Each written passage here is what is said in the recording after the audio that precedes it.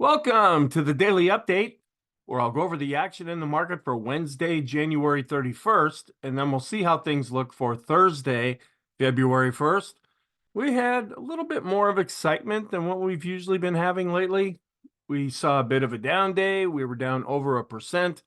It looks a lot more exaggerated on the charts because we've been chopping more or less higher with moves that are less than 1%. So when we get a move that's higher than 1%, that kind of takes notice. We also closed at the low for the session. This all has to do with, first of all, the futures were already weak before we even opened. So we gapped lower, and then the markets didn't like what Chairperson Powell said during the press conference, and all of that just kind of fed into a feeding frenzy. What we need to evaluate right now is, was it overdone? Since pretty much everything was taken out and shot in Wednesday's session, all kinds of selling was pretty much across the board.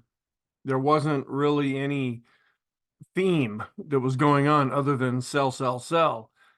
Sometimes when that happens, that can produce some kind of a short-term washout. We are looking pretty positive seasonally for the first day of February. We're still looking overbought in the intermediate term. We even have a couple of oversold indicators already, and I'll go through all of this in the charts. But we're trying to figure out now, are we still positive for right now? Yes, but there could be some weakness that could develop going forward if we see more follow through to the downside. We have a big economic report coming out in Thursday's session that'll help us with inflation. We have the big employment situation report coming out on Friday. So the market has a lot to digest. And so far, it's got a pretty upset stomach. So let's see if it can finally get some Pepto-Bismol or something going. Let's go back and talk about what happened. Right at the open, we had a gap lower open. We were negative throughout the pre-market session, and prices fell down below S3 at 48.94. So now we broke down below that 4,900 level. We did find support at S4 at 48.80. Then as the day went on, the announcement came out, and prices gyrated initially between S4 and S3, and we broke below S4 again, and we closed at the low for the session. I don't know if we hit S5 or not. I don't have that in the software that I use to calculate the pivot points, but we were sure going down with a vengeance. We were down 1.61%. That's a pretty big move compared to what we've been seeing lately, and volume was well above average. We are still positive with our technicals, but we have to wonder, is some weakness starting to develop, or was this a short-term reaction to something and the market will regain its composure here over the next couple of trading sessions? It's about inflation, interest rates, what the Fed said, not necessarily focused on the geopolitical events for right now. Some comments. We are below 4,900 now with the S&P 500. And we are overbought still with the stochastics. So we've worn off a lot of our short-term overbought indications. The stochastics are a little bit slower. That's why it's still on the list. Plus, we have different time frames that we look at within the stochastics chart. We also have some new oversold indications. Now, the rate of change going back one day, that just measures from Tuesday to Wednesday. And it just means that we, compared to what we've been doing, we had a pretty big move. And I will show you that chart. The Stoch RSI, which was on the overbought list, is now on the oversold list. And the force index has really dropped down and is now looking negative. It's hitting the lower Keltner band for right now, so that's extreme negative. We still have kind of a long list with the intermediate term overbought indicators. The oscillators that we follow, they take a little bit longer to move. And so they're still looking rather extreme and haven't really shown any weakness, at least yet. The Sean trend meter is still extreme. The NASDAQ 100 bullish percent index. Now, the S&P has dropped a little bit below 70, but we still have the NASDAQ 100 that's above 70. And then our new high, new low study, which has been pegged at the top now for pretty much all of 2024, it continues to be extreme positive. And then long term, we have the 150 and 200-day simple moving averages. They've ticked down a bit, but these are longer, so it's going to take them more time to actually turn and go lower. We're still wondering where's the scenario change. It really doesn't seem to have changed for right now. It's other than what has been said that the Fed might be done raising interest rates, okay? And they may even cut rates, but it's not looking like it will be March. It's probably further down the road. And we also want to keep an eye, especially this week right now with the economic reports. If the employment report and the ISM manufacturing, or is it non-manufacturing, whichever one's coming out, is stronger than expected, that could really spook the market some more and then bring in this fear that the Fed could come back in and actually raise rates. The dollar was up and interest rates were down. That was one area that could have given some support to stocks, but it didn't. We dropped under 4% with the 10-year yield. We're at 3.97% now. We're still inverted with the yield curves that we've been following. We're positive with sentiment. We didn't really change all that much there. We had been at 64, where we actually ticked up a notch to 65. And our trend is still positive. Yeah, it took a bit of a hit, but the ADX is still above its moving average. It's rolling over. And if we see more follow through, that could change. The green line's on top. It did come down, but as long as we don't see any real follow through, it's still remaining positive for right now. I should have changed the bias. It's negative, clearly, with the down day. And the momentum, you could change to mixed, but still the last number of days when taken together continue to be positive. Here are some things that were taken from the FOMC meeting. They did leave rates unchanged at 5.25 to 5.5. So that's the same as what they were before. Then the directive declared that the committee, this is the announcement that they make, right, when they say that they didn't raise or lower rates.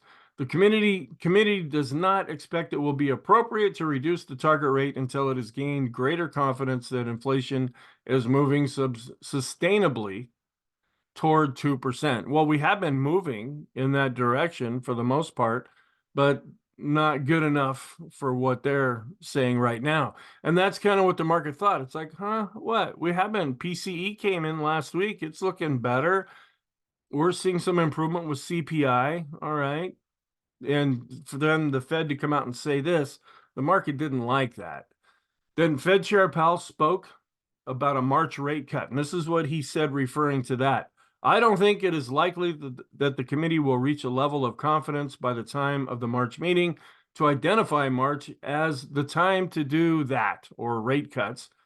But that is to be seen. Okay. The market also took that as more negative, and the selling continued to pick up its pace. Some reports that came out that seem kind of irrelevant, but we still want to keep an eye on these. The weekly mortgage applications index was down 7.2%, where last week it was up 3.7%. The ADP employment change, it came in at 107,000. That's less than the 140,000 they had expected, and also down from the 158,000 that we saw last time. The cost index to have employees, this is a little more friendly. It actually came in less than expected at 0.9%. They expected it to be up 1%. Last time it was up 1.1%. The Chicago PMI, we're below that 50 level. We came in at 46, weaker than the 48.4 they had expected, and also down from the 47.2 that we saw last time. Here are some charts. Here are the mortgage applications index, where this kind of ebbs and flows. Who knows? It could be dependent on the weather, what have you. This is a weekly statistic that we look at, but we had been positive here for a while, and this could have been in reaction to rates going down in the last part of 2023. But now the reading that we're getting could be factoring in rates going back up, and so folks are deciding to wait to get a mortgage. This is the employment change, where it's still positive. It's still showing that it went up, but it was a big drop off from what we saw last time. This is the employment cost index. The blue line right in the middle, that is the total, and that is declining. When you look at benefits, that's also going down, and wages are also going down. So on a year-over-year basis, this still continues to decline. Then looking at the Chicago PMI, where it's still below 50. We had that one really strong reading a few months back, and now it's been dropping back down ever since then. And then this chart, this comes from Real Investment Advice. This is trying to measure the deviation from where we're at versus where earnings are at, and we're getting up to kind of a high reading here. You can look back in time and see when we had other really high readings like they are right now. This is typically when something bad happened in the market. We don't really know. Of course, it could be a plethora of different things that could happen. The market's pretty much ignoring the geopolitical events. There's things that they could freak out that are happening economically, but the market's just deciding not to do that. We just want to be aware that we're getting up into that area where it still could go higher than this, but this is in that area where sometimes bad things do happen. And this is what happens going forward, and it's probably really hard to read this, but we're up the most of the time when we had 3 months of gains. And then what happens after that? Those are the green dots going forward, and the returns tend to look quite positive. Here's our intraday chart where we gapped lower right off the bat. And the reason why we're hitting S3 and S4, that's because Tuesday's range was so narrow. I had to break out the pivot point calculator to put these on the chart. We came down to S3. We did set some kind of a base here at S4 and kind of waited there until the announcement was made. Here's the downward move gyration, then the upward move during the press conference, then the downward move. It's like, if you like roller coasters, this is a time to really have some fun. But then we broke below this, and S5 might be down here somewhere, but I don't have the calculations for that. Looking at the intraday chart where we were negative, and we went negative, and I talked about this in yesterday's video. Google and Microsoft came out with their earnings, and that was sell the news type of a thing. And so we immediately went negative with the futures in the pre-market session. We stayed negative until things opened, and then that's when we really broke down in the cash session. Then you can see the weakness going into the close. We are seeing a little bit of a bounce in the initial overnight session, and we're seeing where growth is underperforming value. The blue line is underneath the red line, even though both of them were down. And we're also seeing some weakness here with our growth to value ratio for the S&P. We're below the unchanged level, and we saw that initial move down. It bounced back just a little bit, but we're not seeing this nice little upward trend like we were seeing since about the 8th of January. Now we want to see this go back up, or is this going to continue to go down? Here's our end of day chart where growth was down over 2% versus 0.93% for value. When we look at the large caps, it was down, but down less for the mid caps, and down strong, but down less than for the small caps. We actually declined a little bit here with our end of day S&P growth to value ratio. So we were seeing some improvement. Now we're starting to see some weakness. That's a little bit of a concern, but we could recover from this. We just need to see follow through based on price. Here's looking at discretionary versus staples, where discretionary was down, staples were down, everything was down. We declined a little bit here with our discretionary to staples ratio, and this has been another negative divergence that we've been watching for quite some time now. Our trend did turn back down, and it's a little hard to see here. Are we dropping below the green line or dropping below the moving average? We're showing some weakness here, but we want to see some follow through from this. The green line did come down, but it's still on top. We're also rolling over just a little bit here in the short term, but the green line continues to be on top. We did see a pickup in volume. A lot of folks reacted to the Fed announcement. A lot of folks probably didn't have a choice but to react. We did see a little pickup in fear with the Ulcer Index after we had been getting some really low readings. We did see a pickup with the VIX, with the line chart, as well as the bar chart as prices declined. The volatility of the VIX also starting to go up with the line chart as well as the bar chart, which is what you see when you have a decline. This is kind of interesting, though. The one-day equity put call ratio actually declined just a little bit. And it's really hard to see, but we're barely just starting to turn back down with our 5-period equity put call ratio. This could be positive, but now we need to see some follow through. The skew index is still just right up near this red area. So the market is still anticipating some kind of a big move. Now this could turn and go back up and give us an even more drastic reading, but for right now, it's spiked up and it's starting to come back down. at least the initial reaction from this indicator would be that the move would be to the downside. Our advanced decline line studies, we did roll over based on price and volume, but we're still well above the moving averages. And we didn't see an expansion of new lows, but we ended up seeing an expansion of new highs. So we're still looking good internally. With our 5 period, we're trying to go back up. The 10 period also is continuing to go up. We did decline with the advanced decline ratio, but we're still above 0. We turned down a bit with accumulation distribution, but we're still above the moving average. We declined with the Chaikin money flow. The moving average is now starting to roll over slightly, so we went down just slightly with the Chaikin oscillator. The NYSE advanced decline line, we did see a real down day, followed by price, so they pretty much mirrored each other there. Looking at our advanced decline line studies, we declined with the NYSE common stock, also with the S&P, the mid caps. The small caps are coming back down to their moving average. I think we can pretty much cross off this January effect now. It's February, and we saw a really nice move in December, pretty much nothing in January, so maybe the window has now passed. Now, anything can still happen, but this idea that the January effect was going to happen, I think a lot of folks really got screwed over by that one if you played into it. Here's the daily chart where we are seeing a little bit of weakness here. We came down below this pivot point, but we're still above the pivot point for February. On the bottom, volume really went above average. Here's the 1-day rate of change chart, just showing from Tuesday to Wednesday that we probably overdid it. And here's the Stochk RSI, which just yesterday was extreme positive. Now it's already extreme negative. And the Williams percent R, which had been extreme positive, is no longer extreme. We're turning down with our 20 period 50, and we're rolling over slightly with the 200 period moving average study. This is the force index, which was above the midpoint and holding up for right now. This is a pretty touchy indicator too. It's already dropped negative, and we're coming down to the lower Keltner band.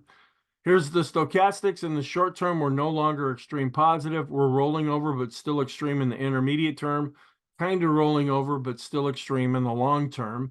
We're no longer extreme with our standard deviations chart. We're still above the midpoint, but we've come all the way from being +3 all the way down to +1 in those particular channels. I wanted to bring up the 20 period moving averages. We're still above both of them for right now. If we see some more weakness, we're going to be watching these levels. This was pretty helpful for us earlier in January 2024, where they ended up providing some kind of support, and then we were able to bounce up from that. Is something like that going to happen this time? Intermediate term, we're declining, but still above the midpoint with the balance of power. It's probably hard to see, but the bar has changed from being dark blue to a lighter shade of blue with the go, no go. And we're coming back down just about to the midpoint now with our highest high value. The TTM squeeze is still positive, but it changed from being light blue over to dark blue. The CMB composite is no longer extreme positive. And this is interesting. We've been turning down now for 3 days with the ease of movement. Even when we saw some upward move, this indicator was starting to go down. The Erin just kind of went, oh, something happened? Oh, I didn't see that. We declined a little bit with the buyers. We're also declining with the sellers. So when we look at the oscillator, we continue to be positive. And we dropped down below 0 with our S&P McClellan oscillator. So that's turning more short to intermediate term negative. That's starting to roll over again based on price with the summation index. We're also starting to roll back over with the volume. And we dropped below 0 with the NYSE McClellan oscillator, where we had been showing some improvement there. So we'll be rolling back over. It's really hard to see based on price with the NYSE summation index, also turning back down based on volume. We are declining with the Swenlin trading oscillator based on price and volume, but we're still above 0. We're kind of rolling over just a little bit, but still above the moving average with the PMO. We're trying to turn back up still with the PMO based on price, and we've crossed above the moving average based on volume. We saw a bit of a decline here with the PMOs that are rising. We turned down with the buy signals, and we're still extreme positive with the PMOs that are above 0. We've switched over to negative now with the Elder's Impulse system for the S&P. We don't have a dot on top yet. We're still positive with the parabolic SAR. Now, if we see some follow through downward movement, we might see a change from this, but right now this is still positive. We rolled over a bit with our slope oscillator, but still above the moving average, and we're still looking extreme positive. We rolled over with the MACD, but still above the moving average. So in the short term, rolling over a bit with our short-term oscillators, also rolling over with the MACD, PMO, and PPO, but still positive for right now. Still looking more positive in the long term with the tricks and the KST. We're still above all the plotted moving averages in our moving average tree, and we're dropping a little bit below 70 now with the bullish percent index for the S&P.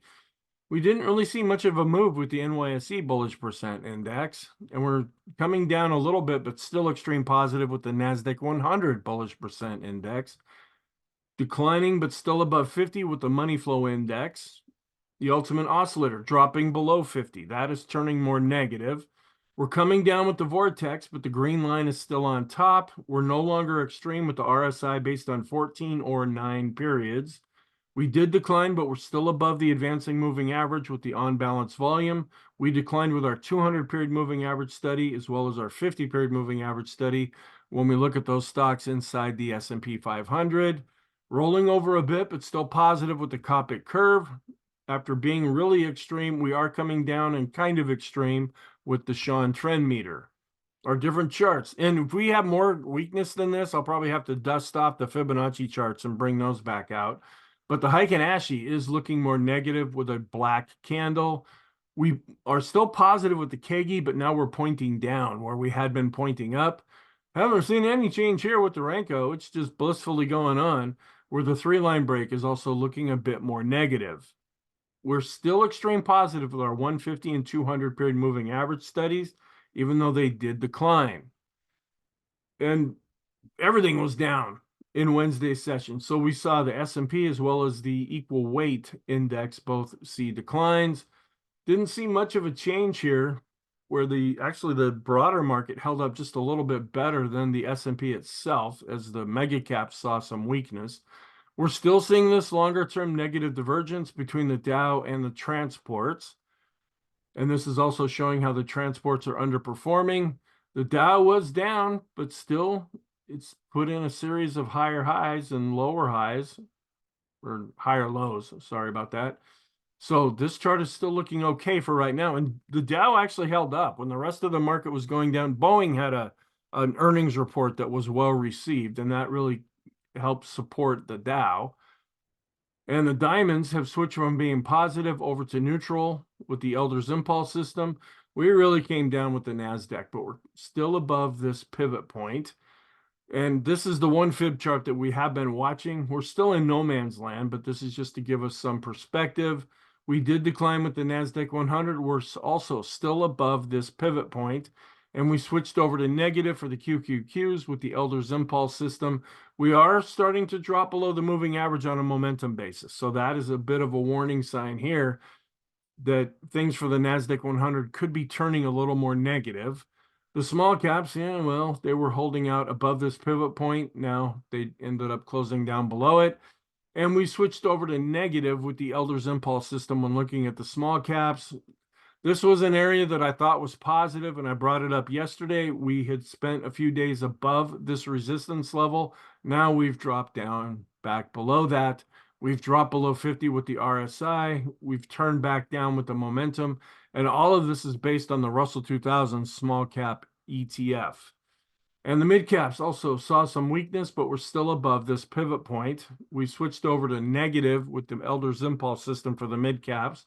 The FANG index, which recently has been setting all-time highs, it really got hammered pretty big. The dollar continues to show a bit of a rebound, even though longer term it's still in a downtrend.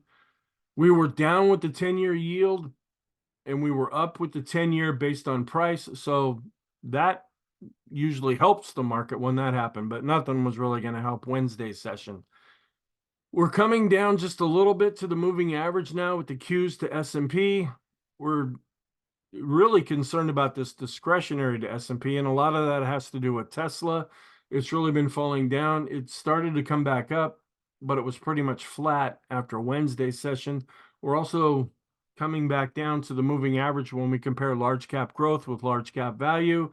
So with the large caps, mid caps, and we actually ticked up just a little bit with the small caps. We're still extreme positive with our S&P 500 10-day average of the highs minus the lows. And we've been there pretty much all of 2024 so far. We're still positive when we look at the 5-period moving averages of the new highs minus the new lows across the Amex, NASDAQ, and NYSE. And we're continuing to come down with the 2-year Treasury yield, which quite often gives short to intermediate term support to the S&P. So what's our outlook for Thursday? We're still going through a real heavy week of earnings. We're about 20% or 100 or so of S&P 500 companies will be reporting if they haven't already. We do have an up month for January, so that tends to be more positive. And I've been pointing this out. This will be the last time I bring all of it up here. When 2 of the 3 indicators are negative and the third one's positive, we do see average gains of about 20%. So we're in that category now. We're not in the all 3 negatives since we tried to bite into it, but we're still up for the month of January. We ended up being up 1.6% for the month. We are positive still with our technicals. We still have a lot of overbought indications. Are we starting to see some weakness develop?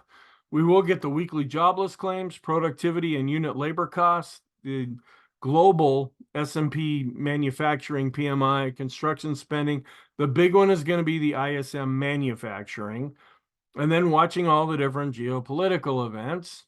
Here's the economic calendar. We will get the employment situation as well as consumer sentiment on Friday. Seasonally, everything is now shifting over to February, where we do tend to follow what happens in January 72.6% of the time. We had an up year. So we had an up January. So that on a seasonal basis tends to bode well for the market. We were positive, up 1.6%, and so we average about 20% going from now until for the whole year when you take it together.